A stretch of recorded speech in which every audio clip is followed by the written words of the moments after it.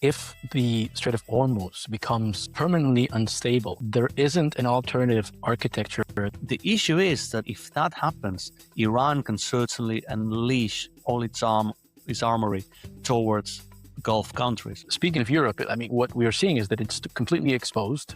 It's dependent on the US for its security. President Trump was saying that there will be boots on the ground probably in the following weeks. So there is no sign of this war coming to an end. Borja, you are an expert in logistics intelligence. So you are at the forefront of the analysis and the market intelligence that sees things before probably average political commentators see things. So what is Strait of Hormuz? Why is it so important? Let's try to explain the choke point as clearly as we can. For starters, Hormuz is crucial in terms of energy supplies, ranging from oil and gas.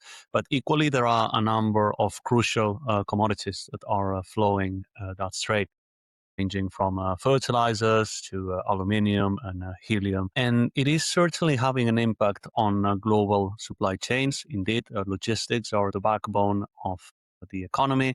And we are starting to see the consequences, but I do fear it's just the tip of the iceberg. Borja, what are the first indicators that a professional like yourself notices? So we say that logistics is the canary in the coal mine. Logistics can be the first indicator that there is an upwards or a downwards economy, depending on prices increasing or decreasing. I do also say that that canary in the coal mine has its own canary, which is air freight. If we compare air freight prices from February to March, we see drastic increases. We see over 90% increase in price for those commodities and goods that are crucial from a time standpoint. That is the very, very first indicator. But we're also seeing a trickle-down effect. For sure, transportation in Europe is already facing the impact, and probably the majority of the people listening would already notice that when petroling their car lately. Of course, this is mainly affecting the crude oil, but not only, right? Fertilizers, which of course leads to food, and that could lead to eventually food shortages, not in years to come, but in months, right? Crude oil also has some caveats, because we think of crude oil as a raw material, but in the Arabic Gulf, there are also some more specialized products like diesel, fuel for aviation, that are being processed in there. So we will see an impact on those particularly. But when it comes to oil, we need to take into perspective that Europe is not the biggest importer of gold from the Middle East. It's actually Asia by far, China being its biggest client. To put it in perspective, Africa does import more oil from the Middle East than we do in Europe. Saying that, there are a number of commodities that are not able indeed to flow. We're looking at goods being exported like fertilizers. Indeed, nitrogen is the biggest one. We're also looking at aluminium. There are some big foundries in the Middle East, but there are a number of commodities that maybe the average person would not think of, like helium, for example. What is helium used for other than balloons? Helium is actually used heavily in the automotive segment, also to make semiconductors, aerospace, etc. And if we think of the European economy, the three biggest industries, we're talking about automotive, machinery, and chemicals. Now, the first two in particular, they have a very complex global supply chain that requires parts from almost all over the globe, and those are extremely sensitive to disruptions in supply chains. The chemical segment is also susceptible in the sense of raw material not flowing, but also the chemical industry is heavily energy consumptive. The Strait of Hormuz becomes permanently unstable. There isn't an alternative architecture that will serve its purpose, and we will be needing to focus on other markets. So basically, we're talking about long-term disruption of prices. In terms of sourcing the energy, we don't seem to have much alternatives rather than simply start buying from the US or Russia. Yeah, well, Russia is, funnily enough, one of the winners of this conflict, as now their oil has become, to a certain extent, available in order to mitigate the crisis. One difference with the OPEC crisis was solved via diplomacy.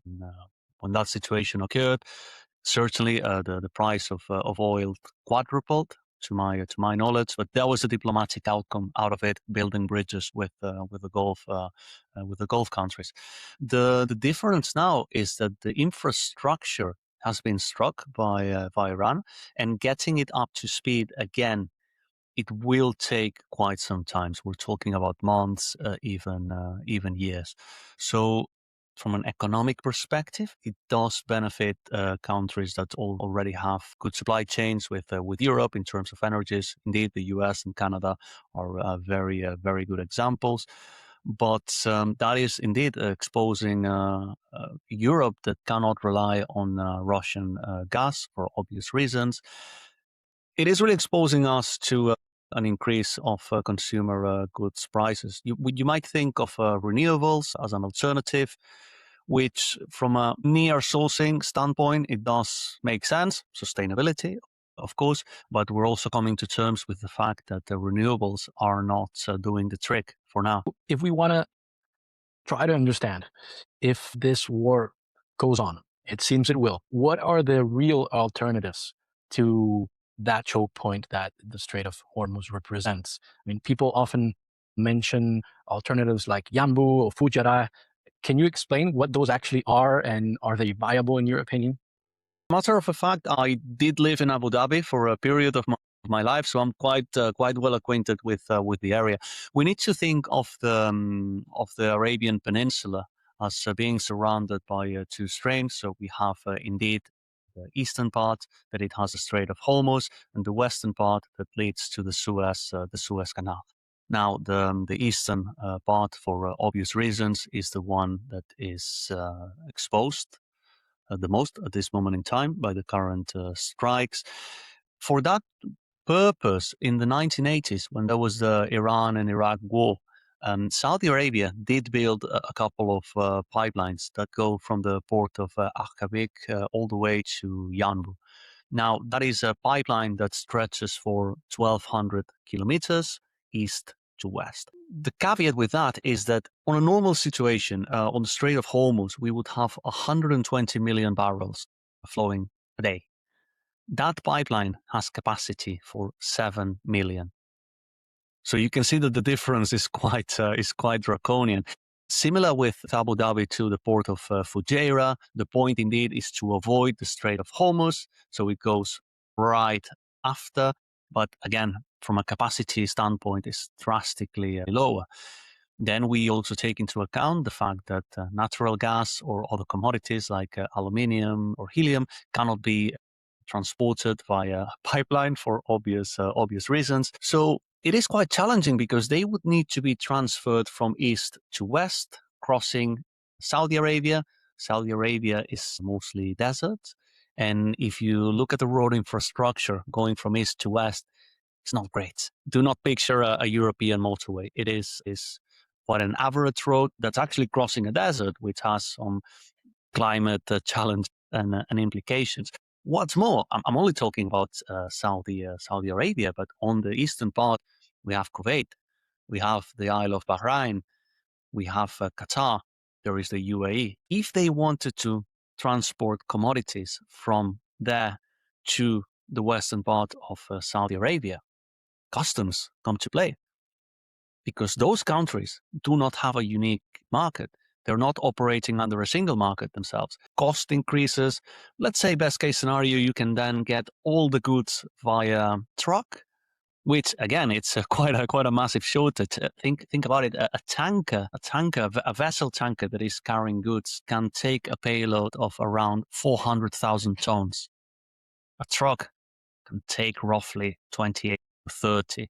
Speaking of Europe, I mean, what we are seeing is that it's completely exposed. It's dependent on the US for its security, as Trump has continuously been attacking and being very brutal about it. And in this new world order that seems to be entering the scene, like the previous world order seems to be shattering. What cards can Europe play to avoid being so severely impacted? I would say Europe has been building relationships with other blocs. We recently saw the Mercosur agreement. There was a very significant trade partnership with India. That is the way forward. I think Europe, in terms of intangibles, can offer a lot to many economies. Services in particular, but also highly sophisticated industries like machinery, plant equipment, automotive, aerospace, etc. But as mentioned earlier, I think it is really a very good opportunity for Europe to mediate, not just to be a peacemaker for the sake of it, but for their economic interest. Creating a bloc that might influence or sway peaceful resolution on this matter would be extremely convenient. The purpose of this conflict is quite blurry in the sense that you suspect that your enemy is developing a certain weapon, and before you get punched in the face, you swing first. That is legit, but I do feel that there are not really strong arguments for this conflict at all. And we've been in situations in which there have been preventive attacks in order to prevent a wider escalation. Iraq is a very good example. Russia is operating under the same principle with Ukraine. We need to act before they can harm us. But I'm not really seeing a clear purpose behind this conflict at all. But there are some theories, and probably the end game is very different for each of the actors here. For sure, the American end game is not the same as the Israeli. If the U.S. were to say, okay, this war, we're going to end it in 2-3 weeks, like it seemed that it was going to do so from last week's comments. Now it seems to be shifting every day anyhow. But were that to happen, I don't think the Israelis would stop the war.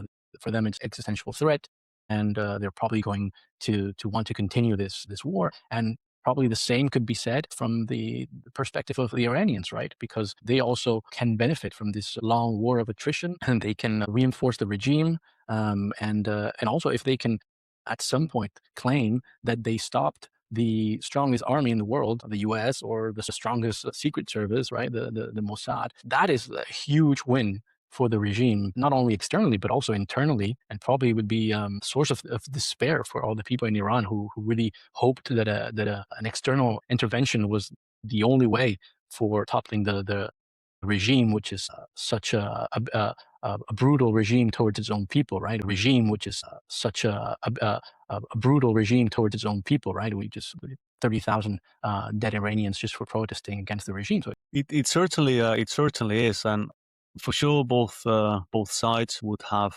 its own rhetorics. I do feel that the Iranian rhetoric, they're defending their home against their nemesis, being Israel and then the U.S., might have a stronger purpose, especially in the sense that the current supreme leader, Moshtaba Khamenei, has lost his father on U.S. strikes. That reinvigorates, or is likely to reinvigorate at least a feeling of we are indeed the underdog in here. We're fighting versus the strongest army. And there is a feeling from Iran that is shared by Israel. Israel wants to destroy us, and Israel have also the feeling that Iran's sole purpose is to destroy Israel. Again, in terms of the economic interests, we can certainly speculate. One thing that we know for a fact, when you mentioned the boots on the ground, I was talking to someone in a defense company that we work with actively. Boots on the ground. If you think of the likes of the Hark Island in Iran, or the region where Hormuz is, that is the mountains of Bashgar. That operation is quite challenging in a sense that boots on the ground is Saving Private Ryan all over the first scene. You are really landing troops that are going to take severe casualties. You can perhaps support it with airstrikes, or parachuters, which are very light in terms of weaponry. But for sure, like boots on the ground can happen, and the US at a cost of several hundreds, thousands of casualties, they can regain some terrain. The issue is that if that happens, Iran can certainly unleash all its armory towards Gulf countries, which are really paying the circumstances. Of course, historically speaking, the Gulf countries and Iran have been historic rivals. And I'm not just talking about Shias and Sunnis, I'm talking about economic competitors. However, the price that the Gulf countries would pay would be, of course, a point of no return in terms of diplomatic relationships with the US, but also can have more severe consequences if Iran is striking all critical infrastructure, not just industry, but essentials like desalination plants in these countries that are heavily reliant on them for the water. That might create a way more draconian crisis. So it's really hard to see a way out. Again, I'm no military expert, so probably there is a wider consideration. But the precedent we have in terms of similar conflict in the 80s, when there was the Iran and Iraq war, there was certainly the intervention of the US. There was fleet of 80 ships, mostly from the US and the UK, and they intervened in the conflict, escorting oil vessels. Do fear that the warfare from the 80s to now has changed, and now Iran is able to deploy a different form of weaponry, which has a cheaper cost, drones, missiles that are easily deployed from almost anywhere, and they're very, very challenging to intercept. So feels like the rules of the game have changed. Absolutely. I mean, if we think about the Iran-Iraq war, it was 8 years of war in the end, and very brutal, uh, especially with because you just mentioned the desalination of waters, and that's basically a war crime because that's affecting civilian population, and that's what we saw with Saddam Hussein bombing with chemical weapons, namely the Kurds in the north of the country. So we might see this as something that can be 3 months, and then you can end up with a very long war. The Ukraine war is already going on for 5 years now, so there's really no sense that this could be solved quickly.